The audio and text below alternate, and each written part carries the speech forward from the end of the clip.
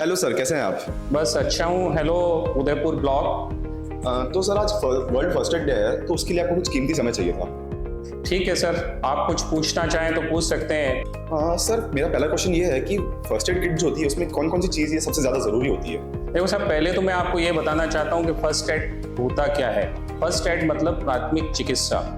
किसी जगह पे यदि कोई इंजरीज होती है या कोई डिजीज का पेशेंट है, उसको नॉन मेडिकल प्रोफेशन जो हेल्प करता है मेडिकली अपने लिमिटेड रिसोर्सेज के साथ, उसको फर्स्ट एड कहते हैं। और उस फर्स्ट एड का एम एंड ऑब्जेक्टिव क्या होता है? उस फर्स्ट एड का जो एम एंड ऑब्जेक्टिव होता है कि जब तक वो हॉस्पिटल पहुंचे और उसको प्राइमरी हेल्थ फैसिलिटी मिले, उसके पहले उसके ऑर्गन डैमेजेस को कम करना और सुरक्षित रूप से उसको मेडिकल फैसिलिटी प्रोवाइड करना, मतलब हॉस्पिटल तक पहुंचाना, ये फर्स्ट एड कहलाता है, जिसको हिंदी में हम प्राथमिक चिकित्सा कहते हैं।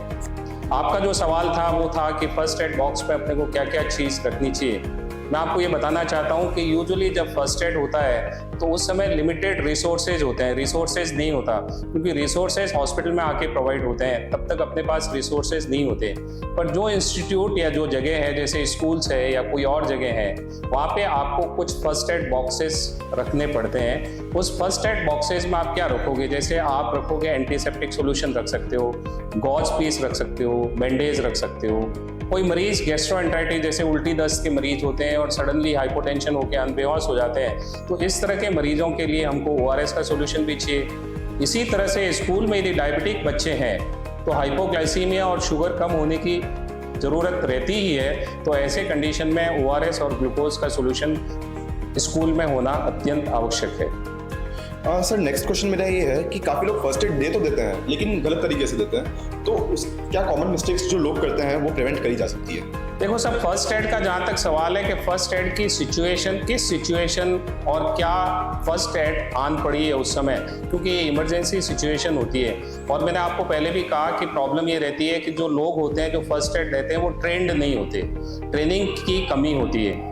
जो फर्स्ट एड के जो नॉर्मल प्रिंसिपल है कि अपने को किस बात का ध्यान रखना चाहिए, नंबर 1, जिस साइट पे एक्सीडेंट हुआ है, जिस साइट पे कोई भी घटना घटित हुई, सबसे पहला उस मरीज को वहां से दूर ले जाना होगा। उस लोकेशन से, जो एक्सीडेंट साइट है उस जगह से उसको दूर ले जाना पड़ेगा, फर्स्ट साइट। दूसरा, यदि उसके रक्तस्राव हो रहा है बहुत सारा, तो जो डेथ का कारण रहता है, जो फर्स्ट एड दे रहा है उसको ये समझना पड़ेगा कि इसकी डेथ किस वजह से हो सकती है, अलग अलग वजह से होगी। यदि फर्स्ट एड ब्लीडिंग की वजह से हो रहा है तो आपको उस समय ड्रेसिंग करके ब्लीडिंग बंद करना आपका मेन एम होगा। तीसरा, यदि किसी के एक्सीडेंट हुआ है और हड्डी टूट गई है तो आप इसको इमोबिलाइज करोगे, उस पार्ट को, मोबिलिटी नहीं होनी चाहिए। यदि मोबिलिटी होगी तो वो पार्ट डिस्प्लेस हो जाएगा हड्डी का। तो फर्स्ट एम अपना ये रहा कि उसको पार्ट को मोबिलाइज करने से मना किया जाएगा। सर नेक्स्ट क्वेश्चन मेरा ये है कि बच्चों और एल्डरली लोगों को जो फर्स्ट एड दिया जाता है तो उस टाइम किन किन बातों का ध्यान रखना चाहिए? सर जो बच्चों को फर्स्ट एड दिया जाता है या जो एल्डरली को दिया जाता है, प्रिंसिपल जो फर्स्ट एड के हैं वो तो सेम सभी कुछ एक ही रहेंगे। आपको प्राइमरीली जब भी फर्स्ट एड देते हो तो यदि आपको थोड़ा सा भी पेशेंट हो समाज में, तो आपको ये पता करना पड़ेगा कि उसको ये सिचुएशन क्यों हुई। उसकी अंडरलाइन कोई बीमारी तो नहीं है, डायबिटीज़ तो नहीं है, ब्लड प्रेशर की शिकायत तो नहीं है, हार्ट अटैक तो नहीं है, क्योंकि एल्डरली लोगों में जो फर्स्ट एड की कंडीशन आती है वो हार्ट अटैक की वजह से आती है। तो क्या ये हार्ट अटैक की वजह से हुआ, क्या ये डिहाइड्रेशन की वजह से हुआ, क्या ये शुगर की कमी की वजह से हुआ, क्या ये उसको एपिलेप्सी का अटैक आया या मिर्गी का अटैक आया उसकी वजह से हुआ, किस वजह से हुआ, ये बहुत इंपॉर्टेंट है। और उसी के हिसाब से अपने को फर्स्ट एड की प्लानिंग करनी पड़ती है। Okay, thank you so much sir. Thank you sir.